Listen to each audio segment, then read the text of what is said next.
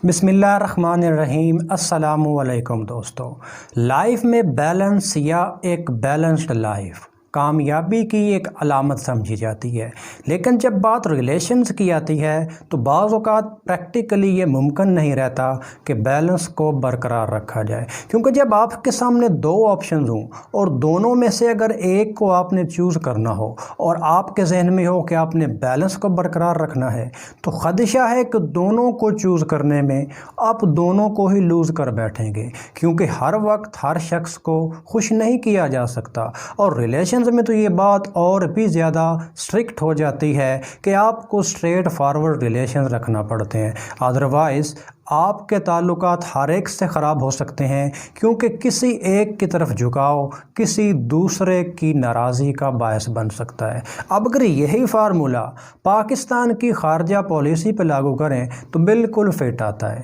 तारीख़ बताती है कि पाकिस्तान की ख़ारजा पॉलिसी हमेशा एक बैलेंस्ड ख़ारजा पॉलिसी रही है। मिसाल के तौर पर अगर ईरान अमेरिका का तनाज़ा हो, हम ईरान के साथ भी हैं, हम अमेरिका के साथ भी हैं, और सेम ही ईरान सऊदी अरब का तनाज़ा हो, हम दोनों के साथ हैं, सऊदी अरब तुर्की का तनाज़ा हो, हम दोनों के साथ हैं। हमेशा हम मुसालहत की कोशिश कर रहे होते हैं, लेकिन हालिया दिनों में कुछ ऐसे वाक़यात हुए हैं जिसने पाकिस्तान की बैलेंस्ड ख़ारजा पॉलिसी पर सवालिया निशान लगा दिए हैं। और शायद 21वीं सदी का तकाज़ा भी यही है कि अब वाज़े तौर पर जो दुनिया में ब्लॉक्स बनते नज़र आ रहे हैं, किसी एक को चुन लिया जाए तो ऑब्वियस सी बात है दूसरा नाराज़ हो जाएगा। तो इसी पर्सपेक्टिव में आज हम बात करेंगे पाकिस्तान और सऊदी अरब के दरमियान बिगड़ते बनते ताल्लुकात की। आइए जानने की कोशिश करते हैं।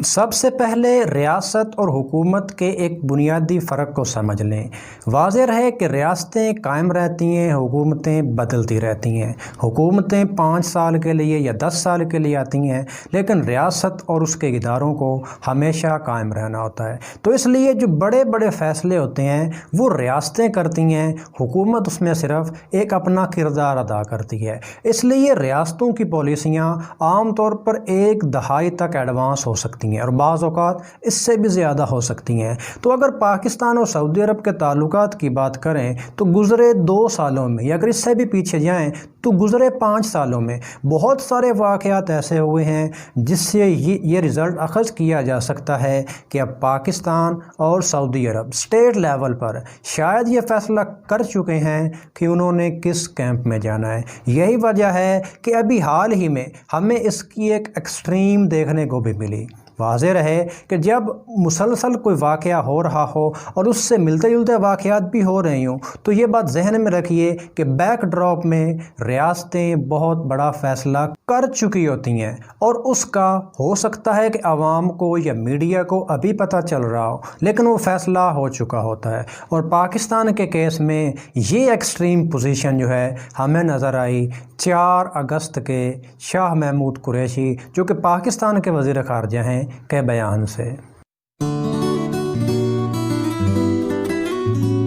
4 अगस्त को पाकिस्तान के वज़ीर ख़ारजा शाह महमूद कुरैशी ने एक निजी टेलीविज़न पर बैठकर सऊदी अरब की कश्मीर पॉलिसी पर सख्त किस्म की तनकीद की और कहा कि अगर सऊदी अरब OIC का कश्मीर के मामले पर इजलास नहीं बुलाता तो पाकिस्तान सऊदी अरब की मदद के बग़ैर भी उन ममालिक का इजलास बुलाने जा रहा है जो पाकिस्तान को कश्मीर के मामले पर सपोर्ट करेंगे। अब ये बयान तो आ गया तो ऑब्वियसली इसका रद्द अमल भी आना था, और रद्द अमल ये आया कि सऊदी अरब ने 2018 में जब पाकिस्तान शदीद किस्म की मुआशी मुश्किलात का शिकार था तो 3 अरब डॉलर की रकम पाकिस्तान के स्टेट बैंक में रखी, ताकि पाकिस्तान में जो आप कह लें कि बैलेंस ऑफ ट्रेड है वो ज़्यादा मुस्तहकम रहे। तो उसमें से सऊदी अरब ने 1 अरब डॉलर की रकम पाकिस्तान को वापस करने का कहा। इसके अलावा सऊदी अरब ने पाकिस्तान को दिए जाने वाले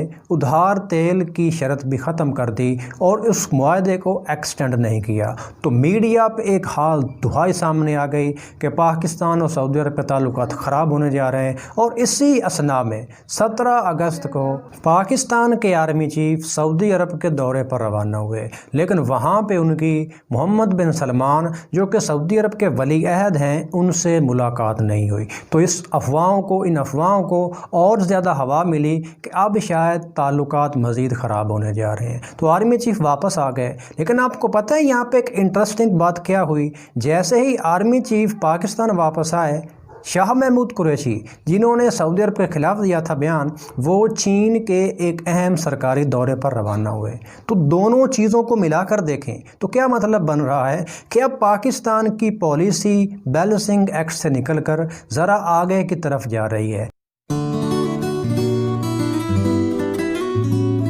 سب سے پہلی وجہ سعودی عرب کی سربراہی میں کچھ عرب ممالک کے پاکستان کے روایتی حریف بھارت کے ساتھ بڑھتے ہوئے سیاسی اور معاشی تعلقات ہیں۔ اب یہ سارا کچھ ہو رہا ہے سعودی عرب کی طرف سے، تو اس کا رسپانس میں پاکستان نے کیا کیا؟ پاکستان نے سعودی عرب کا متبادل دیکھنا شروع کر دیا، تو اس میں ملائیشیا، قطر اور ترکی شامل تھے۔ تو یہ دونوں اطراف سے اس طرح کی چیزیں ہو رہی تھیں جس سے دونوں ممالک کی جو ریاستی لیول پہ چیزیں ہیں وہ بالکل واضح ہونا شروع ہو گئیں، لیکن اس وقت شاید کسی کو خواب خیال بھی نہیں تھا کہ آنے والے وقت میں یہ چیزیں اس انتہا کو پہنچ جائیں گی۔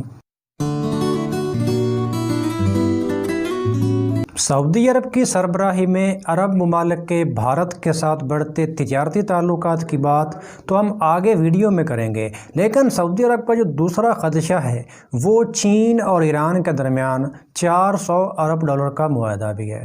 اس سے سعودی عرب کو اس بات کا خدشہ ہے کہ اس سے پاکستان اور ایران کے تعلقات جو کہ عام طور پر سرد مہری کا شکار رہتے ہیں وہ بہتر ہو جائیں گے، کیونکہ دونوں ایک مشترکہ مفاد کے تحت چین کے ساتھ اٹیچ ہو جائیں گے، اور چونکہ روایتی طور پر سعودی عرب اور ایران کی آپس میں نہیں بنتی، تو سعودی عرب کو اس بات کا خدشہ ہے کہ اگر ایران اور پاکستان کا تعلقات بہتر ہو گئے تو پاکستان کی جو سعودی عرب پر انحصار ہے وہ پہلے سے بہت زیادہ نیچے آ جائے گا، اور یہ چیز سعودی عرب نہیں چاہتا۔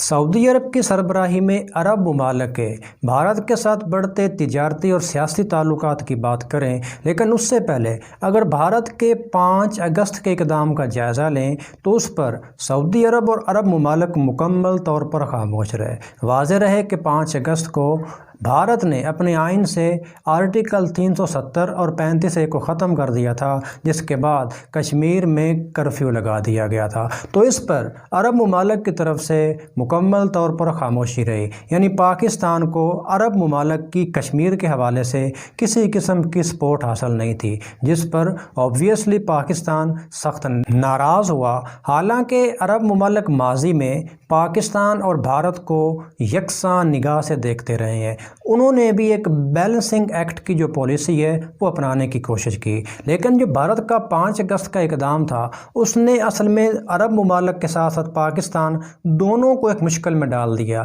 کیونکہ اگر عرب ممالک پاکستان کی حمایت کرتے تو اس کا مطلب یہ ہے کہ وہ بھارت کی مخالفت کر رہے ہیں، اور ان کی خاموشی سے پاکستان میں یہ مطلب لیا گیا کہ وہ بھارت کی سپورٹ کر رہے ہیں۔ اور اسی چیز سے اگلا نقطہ ہمارے ذہن میں آتا ہے جو کہ عرب ممالک کے بھارت کے ساتھ بڑھتے ہوئے تجارتی تعلقات ہیں۔ واضح رہے کہ 2019 میں محمد بن سلمان نے پاکستان اور بھارت کا دورہ کیا تھا، تو پاکستان میں انہوں نے 20 ارب ڈالر سرمایہ کاری کے ایک MOU پر دستخط کیے، اور اسی اگلے دن جب وہ بھارت پہنچے تو بھارت میں 100 ارب ڈالر کی سرمایہ کاری کے معاہدے پر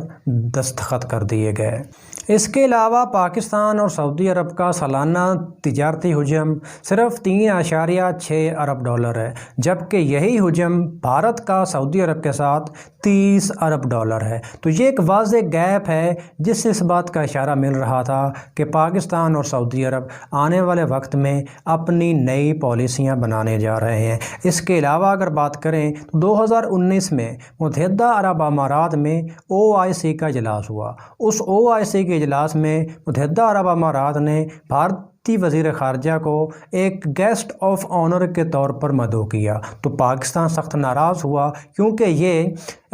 5 اگست کے اقدام کے بعد ہو رہی تھی کانفرنس۔ اب ہونا تو یہ چاہیے تھا کہ اس کا موضوع ہوتا کشمیر کا ایشو، لیکن انہوں نے بھارت کے وزیر خارجہ کو ہی انوائٹ کر لیا تو پاکستان نے اس کانفرنس کا بائیکاٹ کر دیا۔ اس کے علاوہ 2019 میں دسمبر میں کوالالمپور سمٹ ہوا تھا تو سعودی عرب کے دباؤ پر ہی پاکستان نے اس کانفرنس میں شرکت سے انکار کر دیا، حالانکہ کہا یہ بھی جاتا ہے کہ اس کا آئیڈیا بھی بیسیکلی پاکستان ہی کی طرف سے آیا تھا۔